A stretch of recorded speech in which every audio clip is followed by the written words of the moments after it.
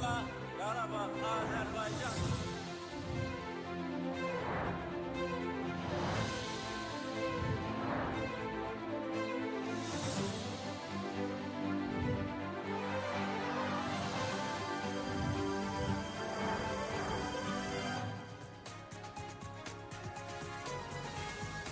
Həftənin əsas hadisələrinə xəbərin statusunda işıq tutmağa çalışacağıq. Hər vaxtınız xeyir.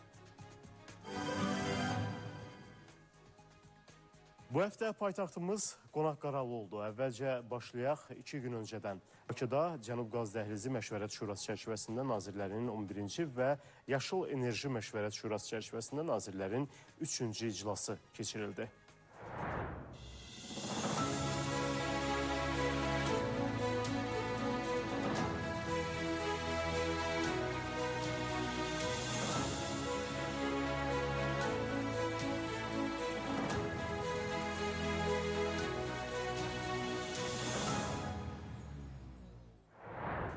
Dövlət başçısı çıxış eləyərək bir sıra mühüm açıqlamalar verdi. Prezident əminliklə bildirdi ki, Azərbaycanın qaz təchizatının Avropadakı coğrafiyası bir mənalı olaraq genişlənəcək.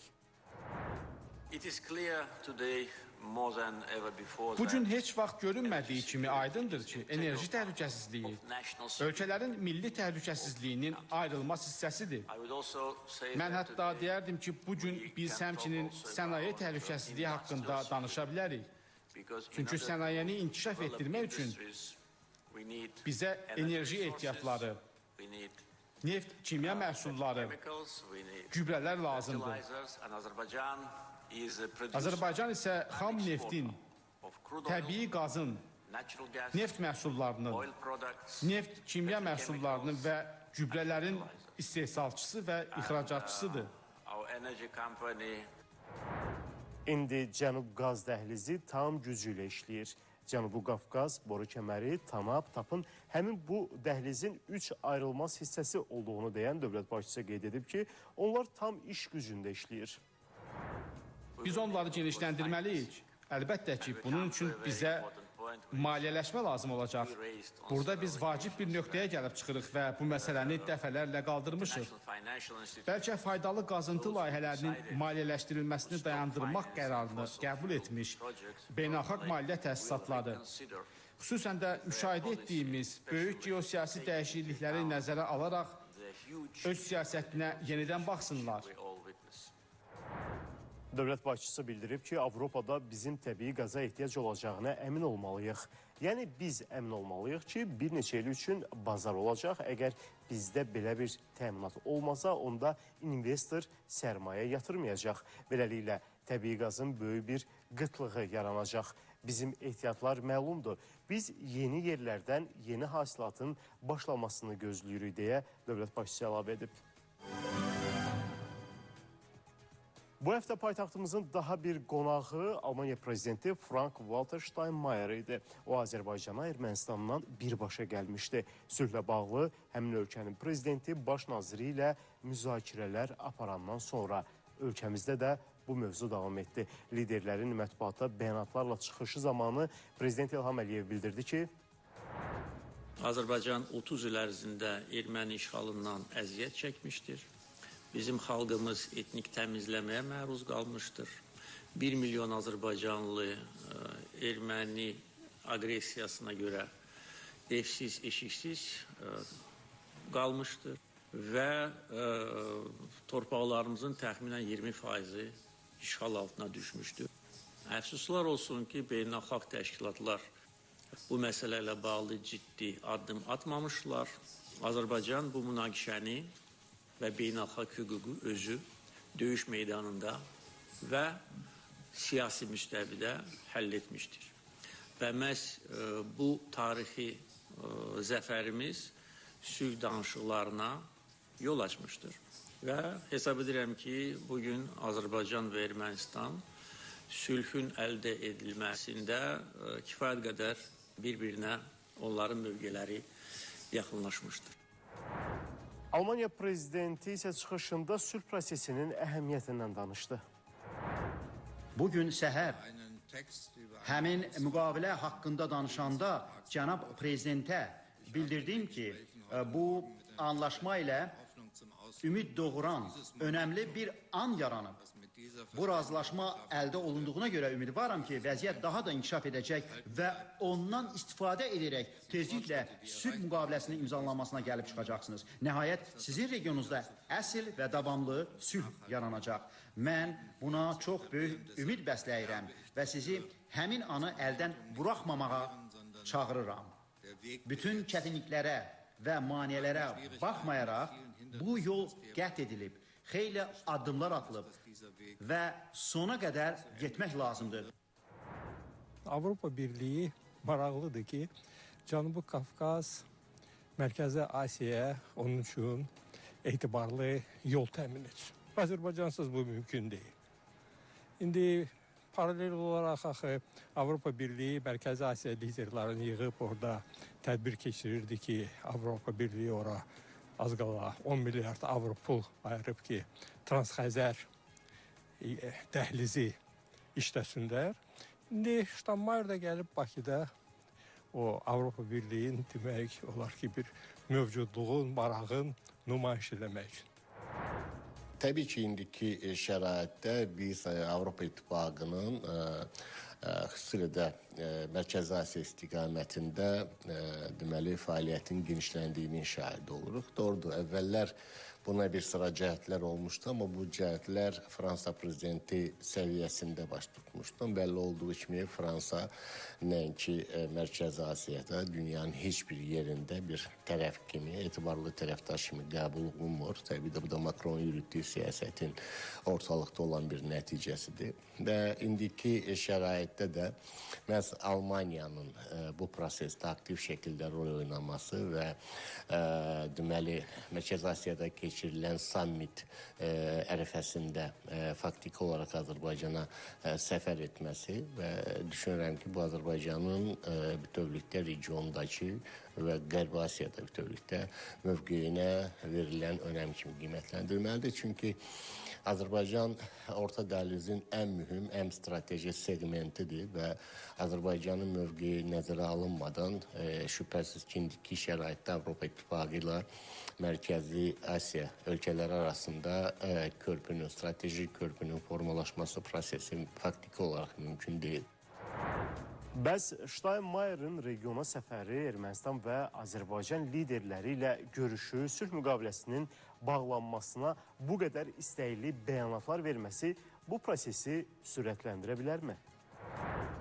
Məsələni birbaşa sülh prosesi ilə bağlamaq istəməzdim. Əvvəla cənab Ştaynmayerin özünün də bəyan etdiyi kimi Almaniya bu prosesdə tərəf deyil. Yəni faktiki olaraq hadisələri müşahidə edir. Amma Azərbaycanla bağlı səsləndirdiyi mövqe, o cümlədən beynəlxalq səviyyədə tanınmış Azərbaycan əraziləri ilə bağlı səsləndirdiyi fikirlər və Azərbaycana səfəri çərçivəsində iki ölkə arasında münasibətlərin inkişafına xidmət edən mesajların verilməsi, negativ faktorların nəzərə çarpdırılmaması, dilə gətirilməməsi Fransadan fərqli olaraq qənaətimə görə bu qarşılıqlı münasibətlərin inkişafı üçün geniş perspektivlər açmaqla yanaşı, həm də bütövlükdə regionda təhlükəsizliyin təmin olunmasına, sabitliyin qorunmasına xidmət edir. Amma sülh prosesində bir tərəf yoxdur, bəlli olduğu kimi iki tərəf var.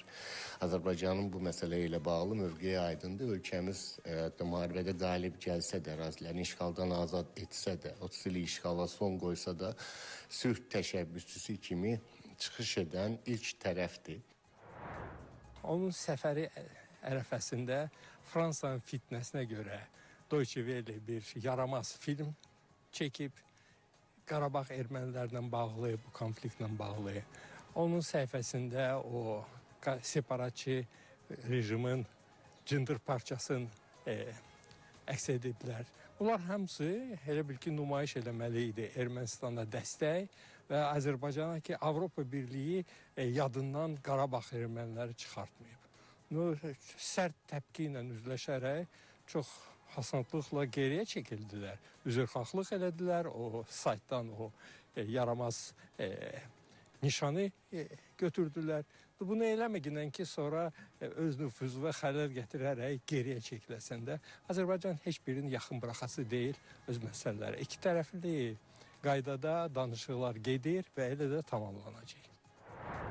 Ermənistanın hərbi təcavüzü nəticəsində sülh və insanlıq əleyhinə cinayətlər, müharibə cinayətləri, o cümlədən təcavüzkar müharibənin hazırlanması və aparılması, soyqırımı, müharibə qanunlarını və qaydalarını pozma, habelə terrorçuluğu maliyyələşdirmə, hakimiyyəti zorla ələ keçirmə, onu zorla saxlama və digər çoxsaylı cinayətlər törətməkdə təqsirləndirilən Ermənistan Respublikasının vətəndaşlarının məhkəmə prosesi davam edir.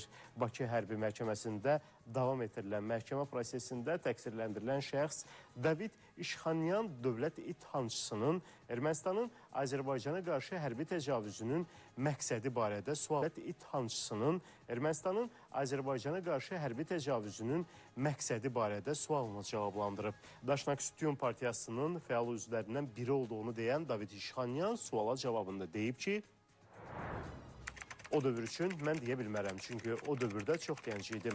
Amma yetkinləşdiyim dövrdə strateji məqsədlərin, strateji prinsiplərin nələr olduğunu artıq başa düşmüşdüm. Strateji məqsəd Qarabağın Ermənistana birləşdirilməsi idi.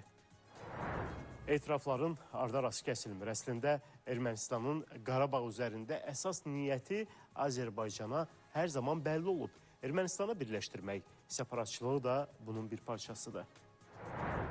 O birləşmə əslində mümkün idi Sovetlər Birliyi qaldığı halda.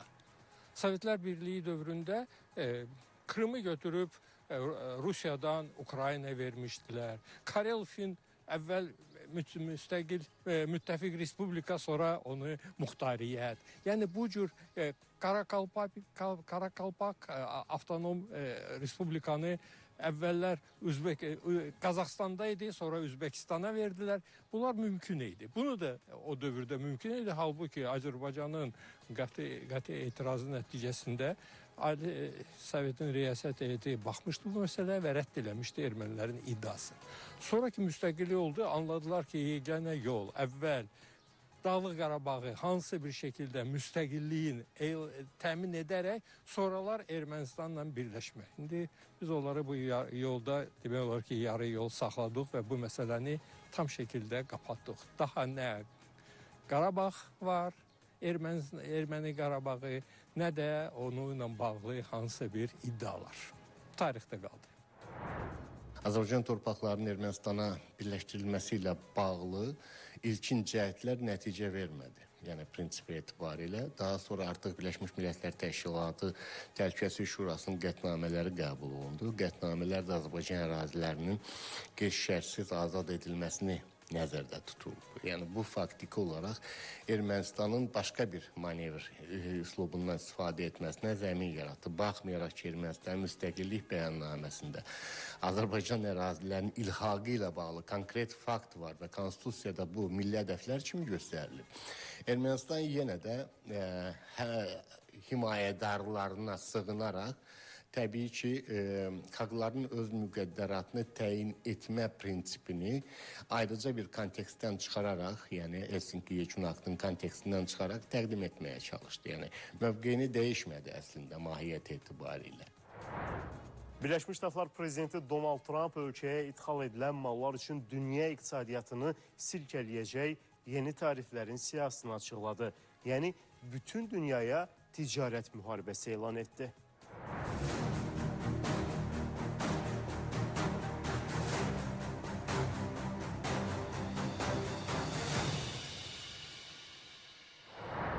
Birləşmiş Ştatlar Prezidenti Donald Trump Ağ Evin bağçasında müxtəlif ölkələrə və mallara hansı idxal vergilərinin tətbiq ediləcəyini açıqladı və aprelin 2-sini Amerikanın iqtisadi müstəqillik günü adlandırdı. Onun elan etdiyi yeni tariflər cədvəlinə görə Avropa İttifaqından idxal edilən mallara 20%, Çin mallarına 34%, Vietnam 46%, Tayvan 32%, Yaponiya 24%, Cənubi Koreya 25%, Tayland 36%, İsveçrə 31%, İndoneziya 32%, Malazya 24%, Cənubi Afrikadan idxal edilən mallara isə 30% rüsum tətbiq edilir. Bundan başqa, xüsusi olaraq vurğulanır ki, Birləşmiş Ştatlara idxal edilən bütün xarici avtomobillərə və avtomobil hissələrinə də 25%lik tarif administrasiyası cavab tədbirləri olaraq adlandırdıqları yeni tariflərlə Birləşmiş Ştatlardan idxal edilən mallara görə bir sıra dövlətlərin tətbiq etdikləri vergilərin təxminən 50% nisbətində rüsumların tətbiq edildiyi görünür ki, bu da cədvəldə Birləşmiş Ştatların endirimli qarşılıq tarifləri olaraq adlandırılır. And for these reasons, starting tomorrow, the United States Yeni tariflər bütün ölkələrə qarşı tətbiq edilir. Bunlar cavab tədbirləridir və bununla ticarətdə ədalət bərpa ediləcək. Bundan əlavə, Amerika Birləşmiş Ştatları iqtisadiyyatımızın bərpasına və fırıldaqçılığın qarşısının alınmasına kömək etmək məqsədi ilə digər ölkələr üçün 10% həcmində minimal baza tarifi tətbiq edəcək. barriers and other forms of cheating. 34% rüsum tətbiq edilən Çin hökuməti də nə edə biləcəyini söyləmədən hüquq və maraqlarını qorumaq üçün qətiyyətli əks tədbirlər görəcəyini bildirib. Rəsmi Pekinin açıqlamasında Trumpın qondarma cavab tariflərinin beynəlxalq ticarət qaydalarını pozduğunu və birtərəfli zorakılığa bərabər olduğunu deyib. Rüsum və tariflər dövlətlərə görə yox, mallara görə müəyyənləşməlidir. Yəni Trumpın atdığı addımlar bu proteksionist siyasətin tərkib hissəsi deyil. Yəni daxili bazarın qorunmasına xidmət edən bir addım deyil. Bu geoiqtisadi savaş və Amerika Birləşmiş Ştatlarının şərtlərinin irəli sürülməsidir.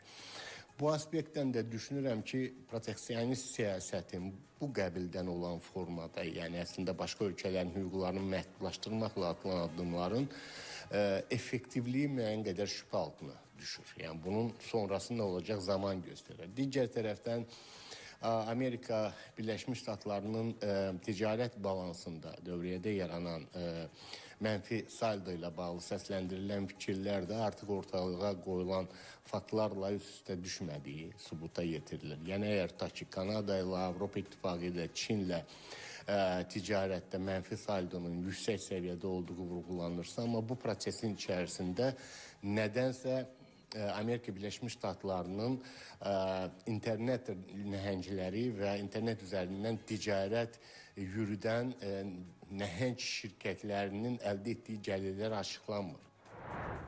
Bir çoxları hesab edir ki, bu çox riskli və dünya iqtisadiyyatını böhrana salan bir hərəkatdır. İndi hər halda birjalar hamısı mənfi reaksiya veriblər. Birjalarda çox aşağı düşüb kotirovkalar və bunu göstərir ki, dünya iqtisadiyyatı heç də Trumpın davranışından razı deyil.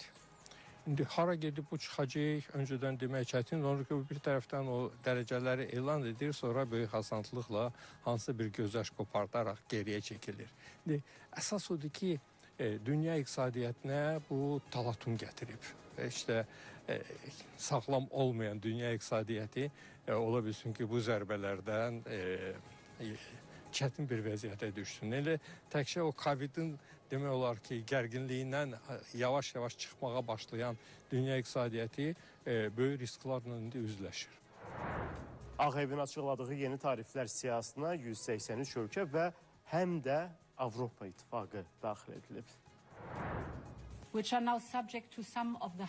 Bilirəm ki, çoxlarınız ən köhnə müttəfiqimiz tərəfindən xəyal qırıqlığına uğramısınız. Bəli, bunun qaçınılmaz təsirlərinə hazır olmalıyıq. Lakin Avropa bu çətinlikləri aşmaq üçün lazım olan hər şeyə malikdir. Biz bu vəziyyətdə birlikdəyik. Əgər sizlərdən birinə qarşı çıxılarsa, deməli hamımıza qarşı çıxılar. Ona görə də biz bir-birimizin yanında duracaq və bir-birimizi müdafiə edəcəyik. Bizim birliyimiz bizim gücümüzdür.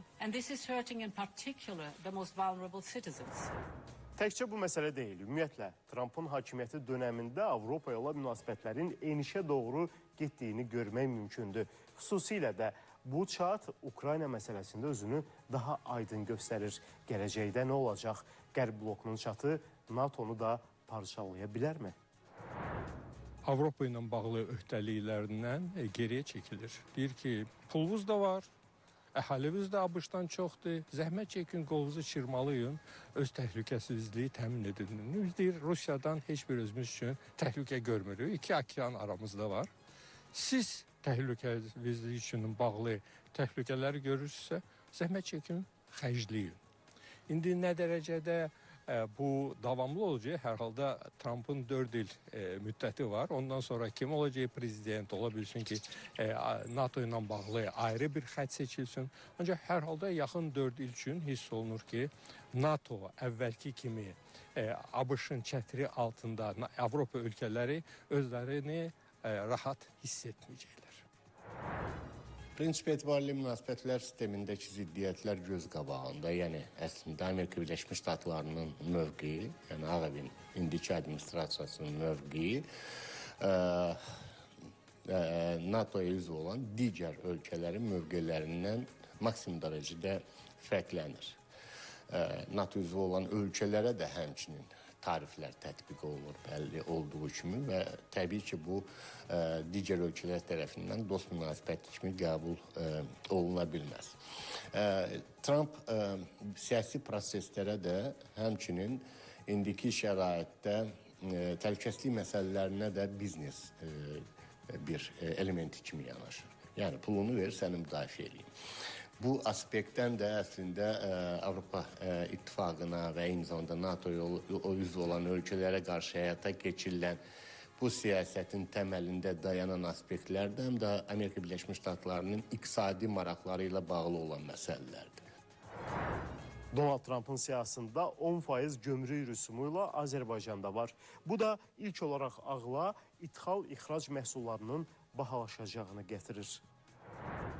Amerika Birləşmiş Ştatları ilə Azərbaycan arasındakı ticarət dövriyyəsində müsbət saldo çox böyük fərqli Amerika Birləşmiş Ştatlarının tərəfindədir. Yəni biz daha çox məhsul ithal edirik, nəinki ixrac edirik. Bu baxımdan da bizim ixrac etdiyimiz əsasən qeyri-neft məhsullarıdır ki, prinsip etibarilə bu da deməli ölkəmizin mövqeyinə hər hansı bir təsir göstərməyəcək. Əslində burada qənaətimə görə digər ölkələrə tətbiq olunan rüsumların müqabilində Azərbaycana çox az və digər bir sıra ölkələrə olduğu kimi rüsumun tətbiq olunması nəticə etibarilə əksinə Azərbaycanın ixracını artıra bilər bu istiqamətdə. Baxımdan da Birləşmiş Ştatların bu addımlarında Azərbaycana qarşı hansısa negativ bir məqamın dayandığını qənaətimə görə görmək mümkün deyil, proses yoxdur. Əslində bu